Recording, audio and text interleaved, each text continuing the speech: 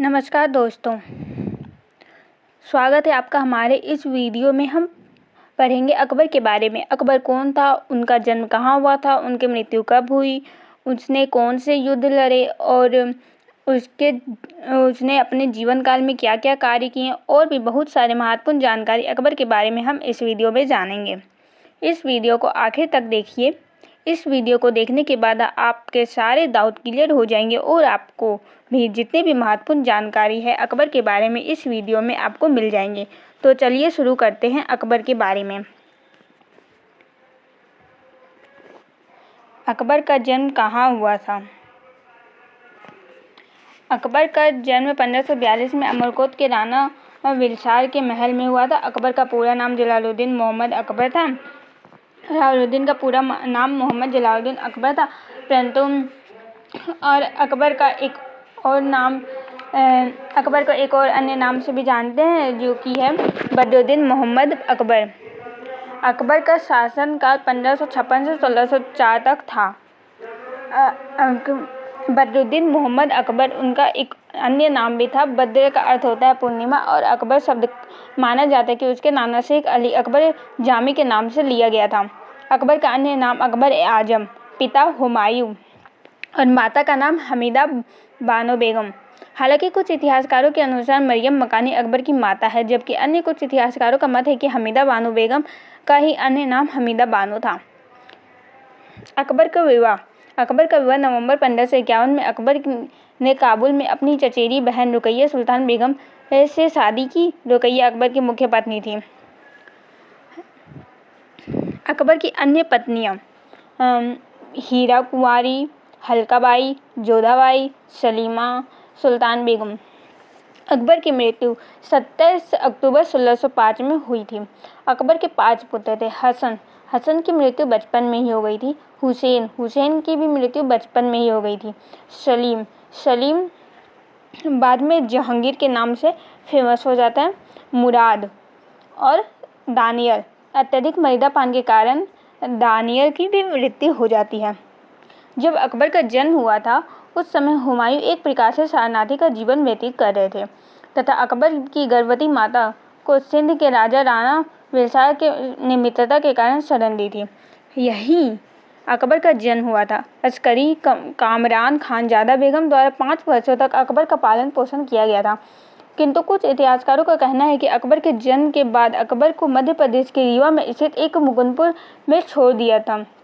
हालांकि इतिहास में इस समय रीवा के मुकुंदपुर के शासक का नाम उल्लेखनीय नहीं मिलता है, किंतु इतना अवश्य है कि अकबर राजकुमार के राम सिंह प्रथम के साथ बाल्य से मित्रता हो गई थी। राम कुमार सिंह आगे चलकर रीवा के राजा बने थे।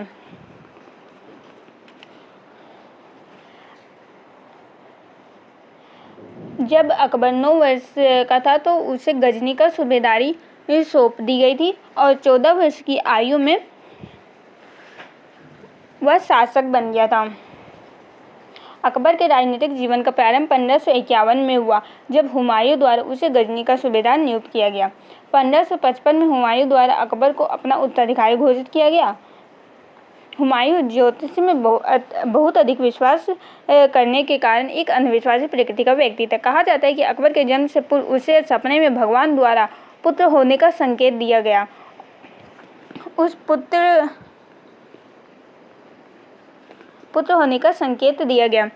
पुत्र का नाम मोहम्मद जलालुद्दीन अकबर रखने को कहा गया, इसलिए हुमायूं ने अपने पुत्र का नाम मोहम्मद जलालुद्दीन अकबर रखा। हुमायूं ने शासकों के विपरीत अपने जीवित रहते हुए अकबर को अपना उत्तराधिकारी नियुक्त किया। जब हुमायूं की मृत्यु हुई थी तब अकबर कलानूर में था। कलानूर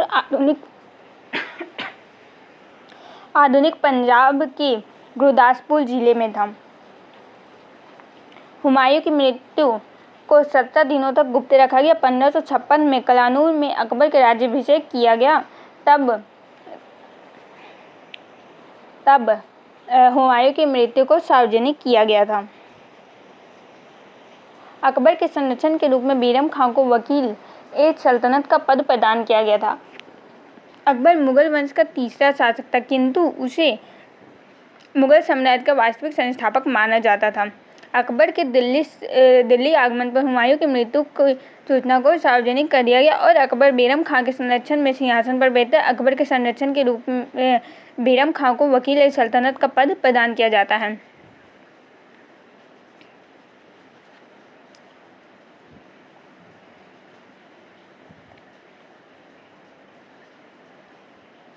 अकबर ने हिंदुओं पर लगने वाला जजिया कर को समाप्त कर दिया, परंतु जब अकबर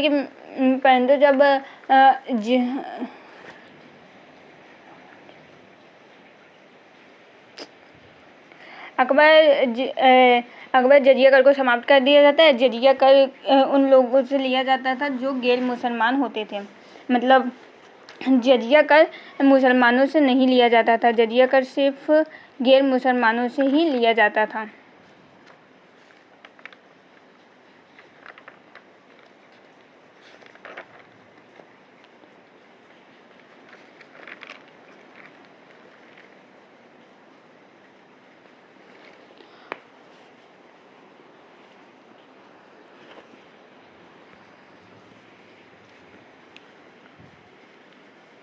अकबर ने 1562 ईस्वी में दास प्रथा पर रोक लगा दी थी। 1571 में अकबर ने फतेहपुर सीकरी को अपनी राजधानी बनाया। 1583 में अकबर ने एक नया कैलेंडर इलाही संवत जारी किया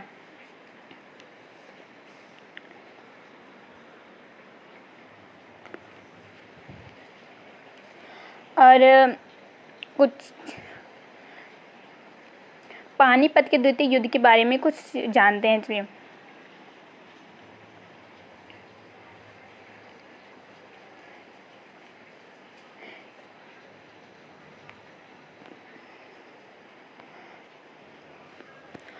पानीपत के युद्ध के दौरान एक तीर हेमचंद्र की आंख में लगता है और वह बेहोश हो जाता है। इससे हेमचंद्र की सेना में भगदड़ मच जाती है और मुगल सेना का पक्ष मजबूत हो जाता है।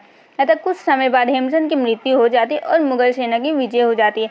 पानीपत का दूसरे युद्ध का निर्णायक महत्व यह रहा है कि अब केंद्र मुगल सत्ता को चुनौती देने वाली कोई भारतीय शक्ति उपस्थित नहीं थी। इसलिए कहा जाता है कि पानीपत के प्रथम युद्ध ने जहां एक और भारत में मुगल सत्ता की नींव डाली, तो दूसरे युद्ध में मुगल सत्ता की नींव को मजबूती प्रदान की गई। अकबर के मालवा अभियान 1560 ईस्वी में किया गया। अकबर ने 1560 में मालवा के शासक बाज बहादुर शाह को पराजित कर मुगल सम्राट की अधीनता स्वीकार करने के लिए बाध्य कर दिया। इस युद्ध में अकबर की सेना का नेतृत्व अहमद खान ने किया था, जिसे अकबर मालवा की सूबेदारी सौंप देता है। अकबर का मालवा अभियान 1560 में हुआ था।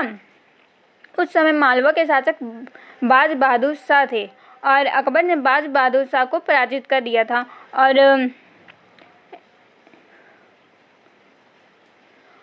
और अहमद खां को अकबर ने मालवा की सूबेदारी सौंप देता है। अकबर का आमेर अभियान 1562 में अकबर की बढ़ती हुई सैन्य शक्ति को देखकर 1562 में राजस्थान के आमेर का शासक भारमार स्वेच्छा से ही अकबर की अधीनता को स्वीकार कर लेता है। अकबर के आमेर अभियान 1562 में हुआ था। उस समय आमेर के शासक भारमेर थे और आमेर उनकी बढ़ती सैन्य शक्ति को देखकर अधीनता स्वीकार कर लेता है।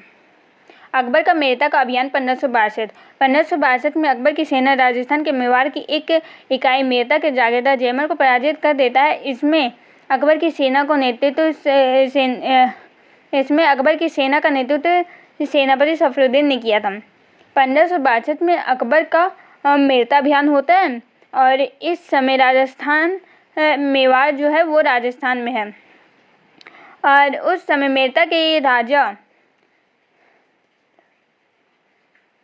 जयमल थे और अकबर जयमल को पराजित कर देता है। यह सफरुद्दीन के नेतृत्व में होता है, सेनापति सफरुद्दीन के नेतृत्व में होता है। अकबर का गोंडवाना अभियान। अकबर का गोंडवाना अभियान 1564 में होता है।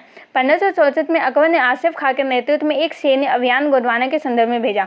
1564 में जब गोंडवाना अभियान हो रहा था उस समय आसिफ खां के नेतृत्व में एक सैन्य अभियान गोंडवाना के संदर्भ में भेजा गया। इस समय गोंडवाना की शासिका रानी दुर्गावती थी। इस समय गोंडवाना की शासिका रानी दुर्गावती थी और अपने अल्पवयस्क पुत्र वीर नारायण की संरक्षिका के रूप में शासन कर रही थी। अकबर की सेना के साथ युद्ध के दौरान रानी दुर्गावती और उसके पुत्र वीर नारायण की मृत्यु हो जाती और गोंडवाना मुगल सत्ता के अधीन हो जाता है। अकबर का रणथंभौर अभियान 1569 में। अकबर का रणथंभौर अभियान 1569 में होता है। 1569 में अकबर की सेना रणथंभौर के राजा जनराय हारा को पराजित कर देती है। इस अभियान का नेतृत्व अकबर तथा उसके सेनापति भगवान दास ने किया था। अकबर के कालिंजर अभियान 1569 में अकबर के सेनापति मजनू खां द्वारा कालिंजर के शासक रामचंद्र को पराजित कर दिया गया। अकबर का जैसलमेर तथा बीकानेरी अभियान 1570। अकबर का जैसलमेर और बीकानेरी अभियान 1570 में होता है। 1570 में राजस्थान के जैसलमेर का राजा हरियार जो कि राय के नाम तथा बीकानेरी का राजा कल्याणमल स्वेच्छा से अकबर की अधीनता स्वीकार कर लेता है। हल्दी घाटी का युद्ध। हल्दी घाटी का युद्ध 1576। 21 जून 1576 को हल्दी घाटी का युद्ध होता है महाराणा प्रताप और अकबर के सेनापति मान सिंह के बीच। युद्ध का कारण था अकबर की साम्राज्य विस्तार नीति की युद्ध का कारण अकबर की साम्राज्य विस्तार की नीति थी। यह युद्ध हल्दी घाटी में लड़ा गया था। इसका परिणाम अनिर्णायक सिद्ध हुआ।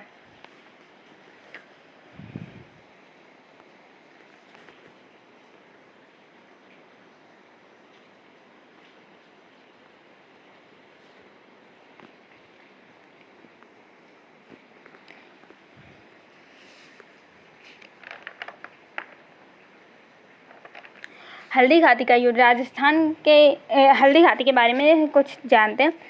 हल्दी घाटी राजस्थान के राजसमंद जिले में स्थित है। हल्दी घाटी अरावली पर्वत के रामनौर एवं बलीचा गांव के मध्य एक पहाड़ी दर्रा है। इसका नाम हल्दी घाटी इसलिए पड़ा क्योंकि यहाँ की मिट्टी हल्दी जैसी पीली थी। अकबर ने अपने शासनकाल में मुगल साम्राज्य के विस्तार की नीति को अपनाया।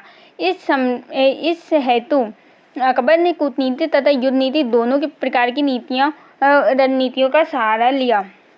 कूटनीति के अंतर्गत अकबर ने भारत विशेषकर राजस्थान के राजपूत शासकों को बड़ी जागीरें देकर अथवा वैवाहिक संबंध स्थापित कर मुगल साम्राज्य के अंतर्गत समाविष्ट कर लिया। उदय सिंह के काल में अकबर ने चित्तौड़ पर आक्रमण कर उसके एक हिस्से पर अपना नियंत्रण स्थापित कर लिया और उदय सिंह चित्तौड़ से आकर वर्तमान के उदयपुर में रहने लगे। उदयपुर में ही महाराणा प्रताप का जन्म हुआ था। महाराणा प्रताप के जन्म के बारे में इतिहासकारों में दो धारणाएं हैं। पहले यह कि उनका जन्म वर्तमान कुंभलगढ़ में हुआ था, जबकि दूसरी धारणा यह है कि महाराणा प्रताप का जन्म पाली की पहाड़ियों में हुआ था। सबसे प्रचलित मान्यता के रूप में कुंभलगढ़ यानी उदयपुर को स्वीकार किया जाता है। इसलिए यह तथ्य है कि महाराणा प्रताप के जन्म स्थल के बारे में स्पष्ट प्रमाणिक जानकारी नहीं मिलती है। मेवाड़ का आंतरिक राजनीतिक कहर। मेवाड़ का शासक जगमल सिंह था, जो कि एक क्रूर, अयोग्य और भोगविलासी प्रवृत्ति का शासक था।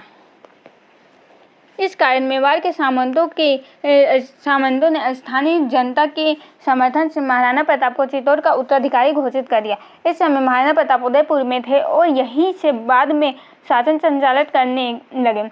वहीं दूसरी तरफ जगमल ने अपने शासन को महाराणा प्रताप से बचाने के लिए अकबर की शरण लेना उचित समझा। वह अकबर से मिल गया, अर्थात जगमल ने एक प्रकार के मुगल शासक की अधीनता को स्वीकार कर लिया। अकबर और चित्तौड़।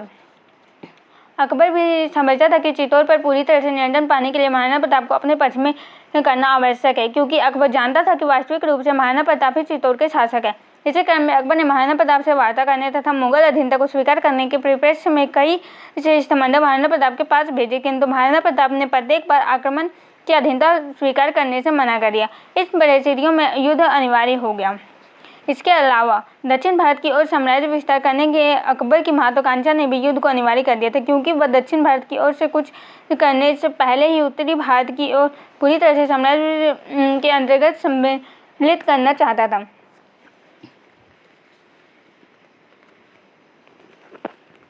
अकबर ने सती प्रथा पर रोक लगाने की काफ़ी प्रयास किया था और विधवा को प्रोत्साहित किया। लड़कों के विवाह की न्यूनतम आयु 16 वर्ष और लड़कियों की न्यूनतम आयु 14 वर्ष की गई।